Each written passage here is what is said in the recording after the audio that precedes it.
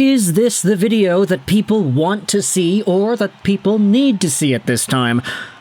Probably not.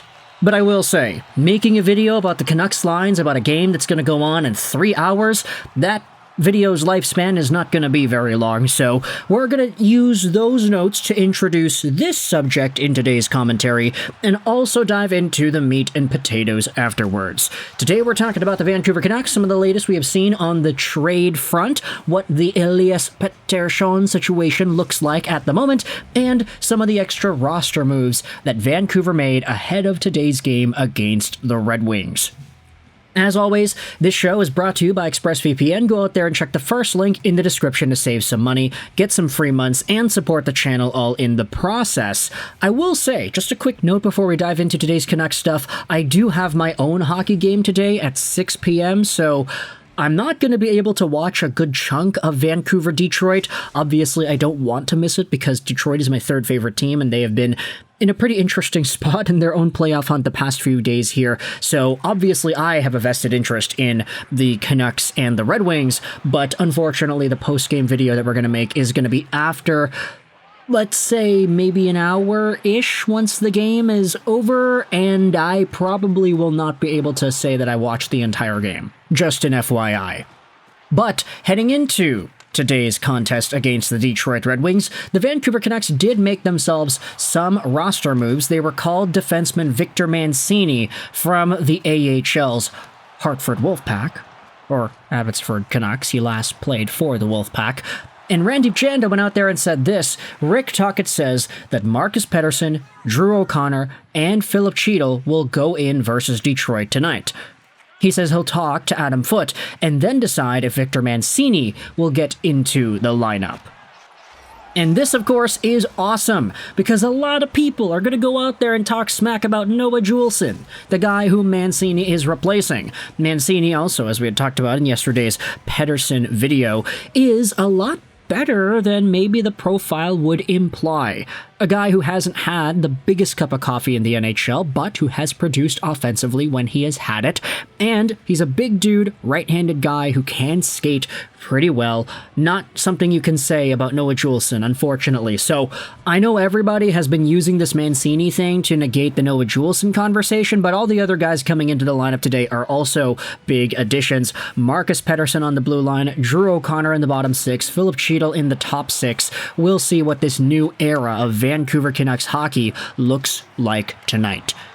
But of course, this video is not necessarily about the Canucks and their roster moves. We're going to be talking about the top dog on the team, Elias Pettersson. And I wanted to introduce this entire subject with a quote from Patrik Allvin during yesterday's post-flight press conference.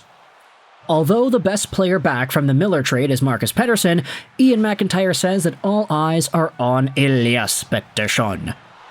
Allvin says, "My expectation is higher on him than anyone else on our team, and I expect Pettersson to meet my expectations. I expect him to meet his own expectations, and so far, he is not." This was one of many comments that Allvin had in his 17-minute presser yesterday after the Canucks landed in YVR, and with Allvin saying that Elias Pettersson is in a spot where, hey, the guy has a bunch of expectations that we are, expectations that I am placing onto him, expectations he has for himself that he has not fulfilled.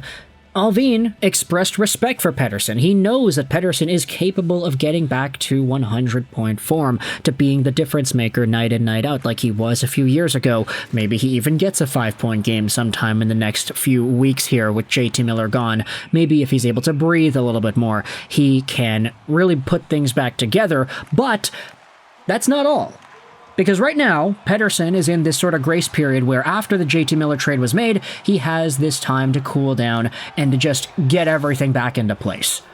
With this in mind, though, let's head over onto Spectre's Hockey from earlier today and dive into some of the extra Pettersson trade talk. Hell yeah, baby, this has not gone away either. So, Spectre's Hockey, of course, goes out there and compiles a bunch of news from different articles and sources and puts it all into one site. You can read all this yourself if you want to dive into it. Just click the link in the description and then go to each of the individual articles. But yesterday on The Athletic, Thomas Drance wrote about how he believes Elias Pettersson is off the trade block. However, he speculates the Canucks could revisit this in the offseason if Pettersson continues to struggle.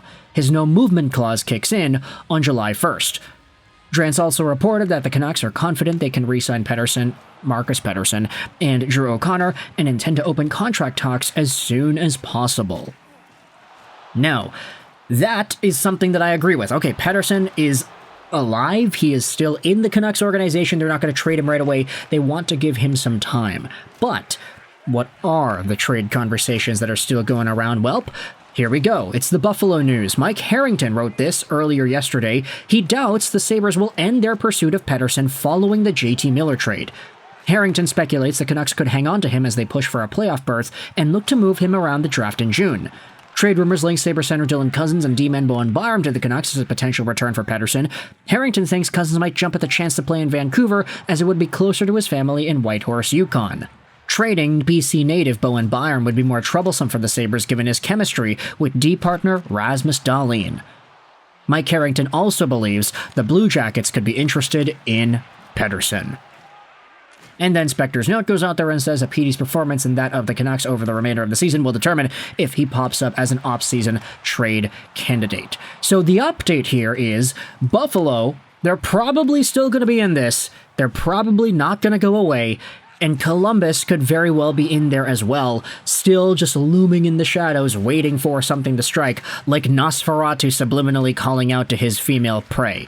There is an avenue for Elias Pettersson to still get traded here, but it's all going to depend if he lives up to those expectations that everybody has placed upon him. If Pettersson is able to get back to form, which I do think this whole addition by subtraction thing is worth pointing out, because there is the benefit of the doubt. It does exist. When Miller took his leave of absence, Pettersson was really good.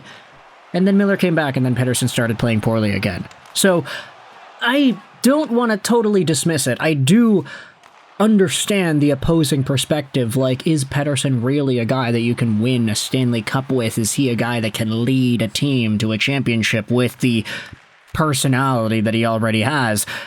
But at the same time, if he was being kind of wronged by JT Miller, you still have to take that into account. You can give the benefit of the doubt there. He did have a 100-point season just 2 years ago, after all. So, Petey, if he's able to bounce back, then I don't think anything is going to happen. But if he doesn't bounce back, if he still goes down this path, then the Buffalo Sabres and the Columbus Blue Jackets, they could be knocking on their door. And they could be trying to make this trade happen. So, Bowen Byram, Dylan Cozens, maybe a Kent Johnson, or hopefully an Adam Fantilli or somebody, come on down to Van City, baby. I will say that I think long-term, the only asset that I could confidently say 1,000,000% yes to, maybe even in a 1-for-1, I don't know, you'd have to twist my arm in it, but I would say yes to an Adam Fantilli.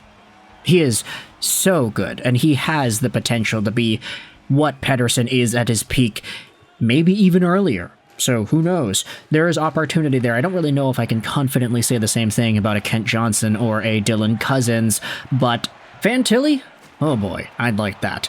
Let me know your thoughts in the comment section below about this Elias Pettersson trade update. What are your thoughts on the Canucks roster moves heading into today's game against the Detroit Red Wings? Again, I unfortunately am not going to be able to watch most of the second half of the game, so yeah, post-game video is going to be a little bit later today, folks. Apologies for that. But Pettersson, yay or nay, if you had to place your bets right now, not saying that I want any sort of a genie to predict the future, but if you had to guess, if you had to give your opinions, does Elias Pettersson get traded, and is he a Vancouver Canuck after July 1st? That, I think, is the biggest question here, because he could get traded like tomorrow, he can get traded next month, he can get traded at the draft or whatever. There are opportunities for this guy to get moved before his movement protection gets put into place here. So let me know your thoughts in the comment section below. PD stay, yay or nay? Does it happen? Does it not? What are your bets? Thoughts in the comment section. I hope you enjoyed this video. And bye.